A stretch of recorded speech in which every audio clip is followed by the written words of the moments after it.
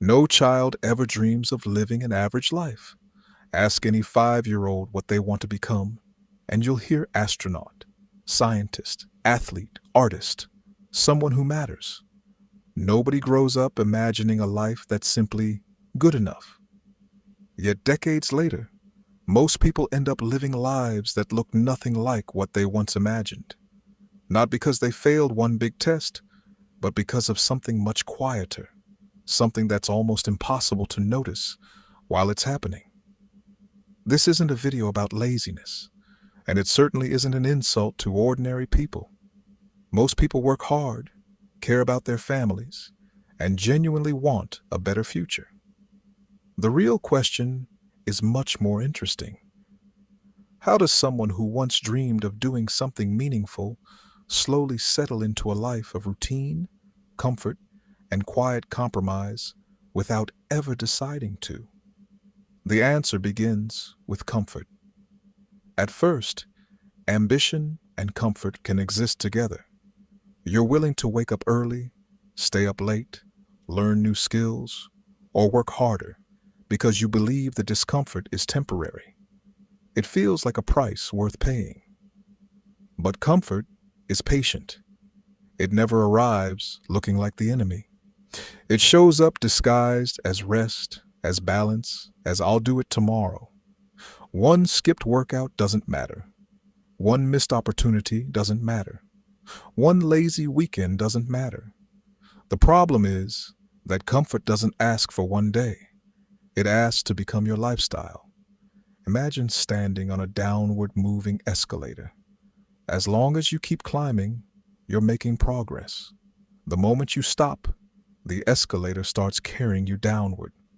You don't have to make bad decisions. You don't even have to choose failure. You simply have to stop moving forward.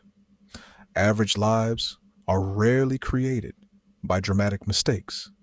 They're created by standing still while comfort quietly pulls you in the opposite direction. Then something even more dangerous happens. When reality no longer matches the dream, you have two choices. You can increase your effort until it matches the size of your goal, or you can quietly shrink the goal until it matches your current effort. Most people choose the second option because it feels easier. They don't tell themselves they've given up. They simply lower the bar a little, then a little more, then a little more.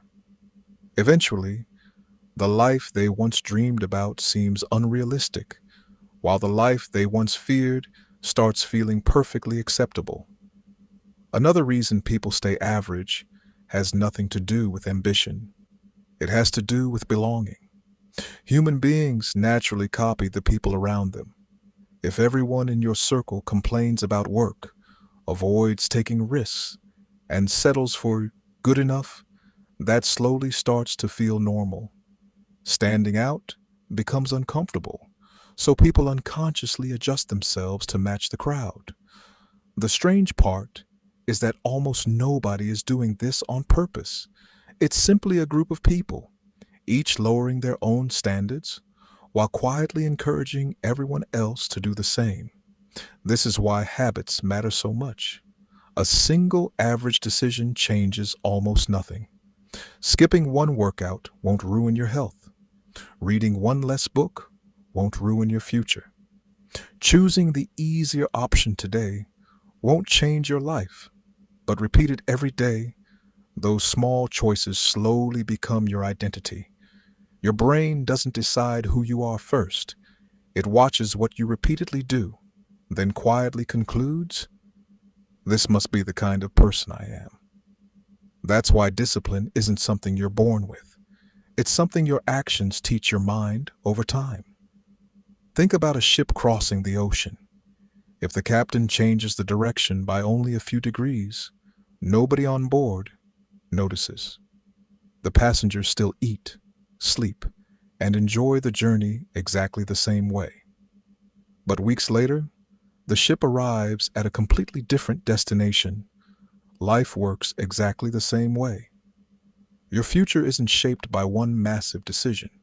It's shaped by thousands of tiny ones that seem too small to matter until you look back years later and realize you've drifted somewhere you never planned to be.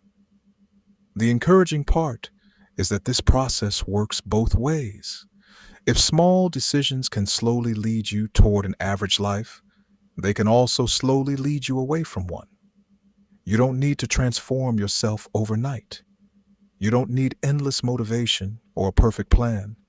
You simply need today's decision to be slightly better than yesterday's.